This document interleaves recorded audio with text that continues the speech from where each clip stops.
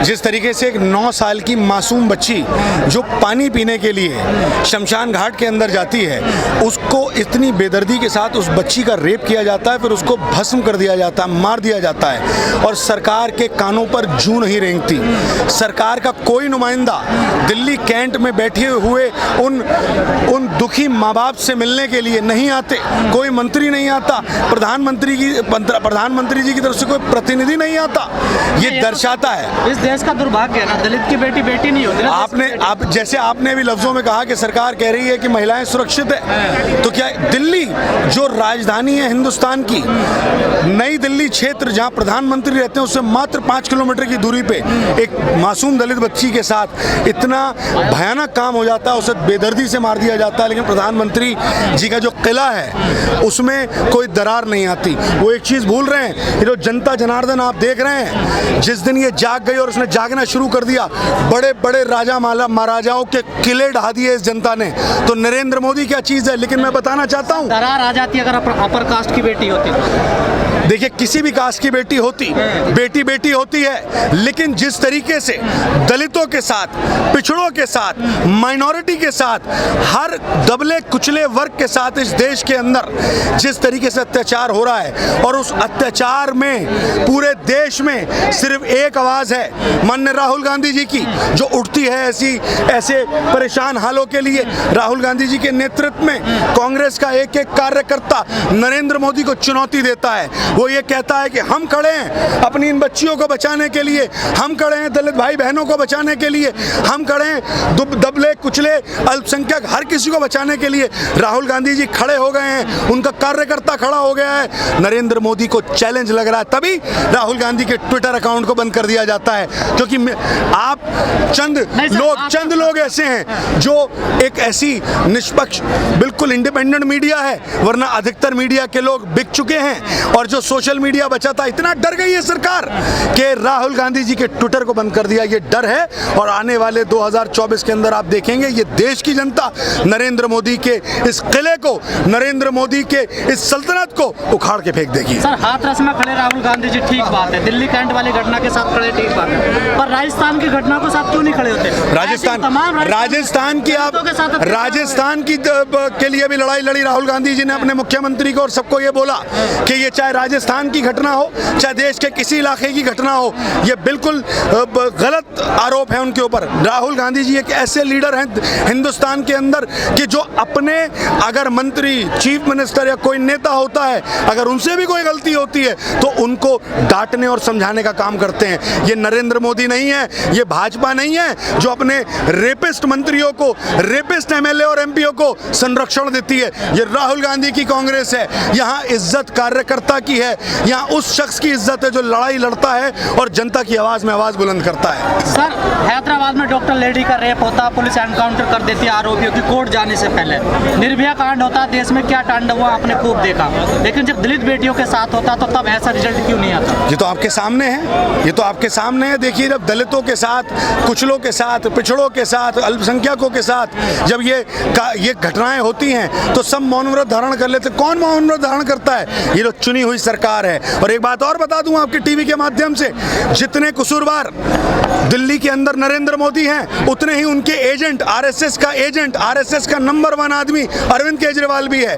अरविंद केजरीवाल के घर से मात्र 8 किलोमीटर की दूरी पे इस दलित बच्ची का रेप होता है। कल त्रिलोकपुरी के अंदर 5 साल की बच्ची का रेप होता है। उसके बाद यही नई दिल्ली जो क्षेत्र है, अरविंद केजरीवाल की विधानसभा है, यहाँ पर 3 दिन पहले अल्पसंख्यक लोगों के खिलाफ नारे लगाए जाते हैं, लेकिन मुख्यमंत्री और प्रधानमंत्री चुप रहते हैं, क्योंकि आरएसएस से इनको यही सीख मिली है, आरएसएस से यही शाखाओं से सीखा है। इतने कड़े कानून बने हुए हैं महिलाओं की सुरक्षा के लिए, फिर आखिर रुक क्यों नहीं रेप होने, घटनाएं रुक क्यों नहीं रही, अत्याचार रुक क्यों नहीं रही?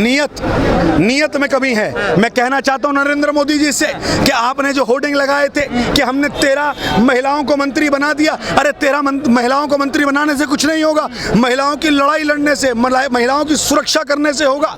लेकिन उसको वो वो दूर दूर उनका कोई ताल्लुक नहीं है महिला सुरक्षा से, बच्चियों की सुरक्षा से। नरेंद्र मोदी को तत्काल, और दिल्ली के अंदर अरविंद केजरीवाल को इस घटना को देखते हुए तत्काल इस्तीफा देना चाहिए, अगर उनमें इतनी सी भी इज्जत, इतनी सी भी इंसानियत है। लेकिन मुझे पता है कि वो करेंगे नहीं। इन महिलाओं का जिक्र किया, वो तो बोल भी नहीं रही है, कोई आवाज भी नहीं आ रही इन घटनाओं में। कहाँ नहीं बोल रही हैं? माँ बाप उसके हाँ, वही मैं बोल रहा हूँ आपसे कि सिर्फ मंत्री बनाने से कुछ नहीं होता। उन महिलाओं को शर्म आनी चाहिए। अगर वो 13 महिला मंत्री उस बच्ची के घर पे, जहाँ पे आंदोलनकारी बैठे हैं, उसके माँ बाप बैठे हुए हैं, वहाँ आ जाती तो शायद उनके जख्मों पे कुछ मरहम लगता। लेकिन नरेंद्र मोदी और अरविंद केजरीवाल के जो बयान है, उन्होंने जाके वहाँ पर 10 लाख रुपए की जो राशि देने की बात करी है, छिछोरापन किया है, ये जख्मों को नमक छिड़कने वाली बात करी है। वैसे तो संसद में चीख रहे थे मोदी जी, हमने दलित महिलाएं मंत्री बनाई हैं, आप लोगों को पच नहीं रही हैं, और आज दलित लड़कियों के रेप हो रहे हैं। वो दलित महिलाएं कहाँ हैं? कहाँ हैं वो दलित महिलाएं? कहाँ पर आई वो दलित महिलाएं? आखिर वजह क्या? वही मैं आपसे पूछना चाहता हूँ। ये तो मीडिया से सवाल है कि मीडिया उनसे सवाल तो करे। कांग्रेस से ही थोड़ा ना सवाल किया जाएगा। हर चीज में कांग्रेस से सवाल, हर चीज में राहुल गांधी से सवाल।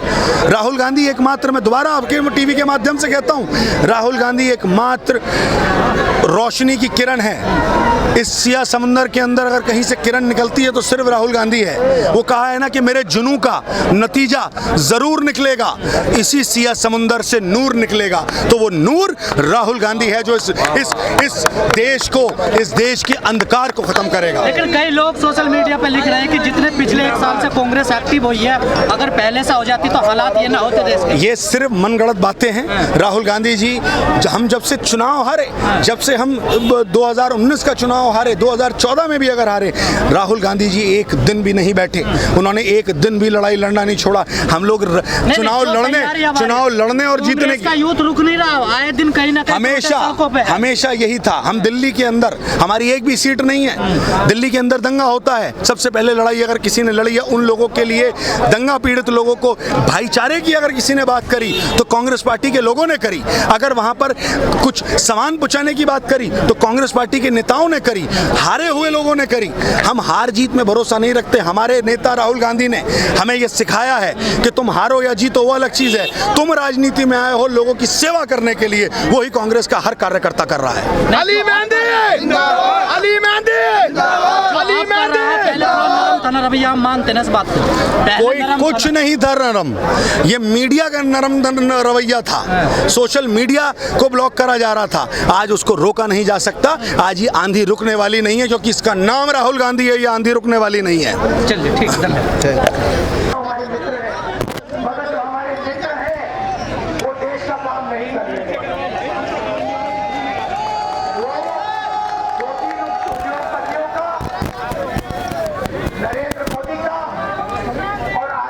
काम कर रहे हैं। मगर भाई और बहनों देखिए,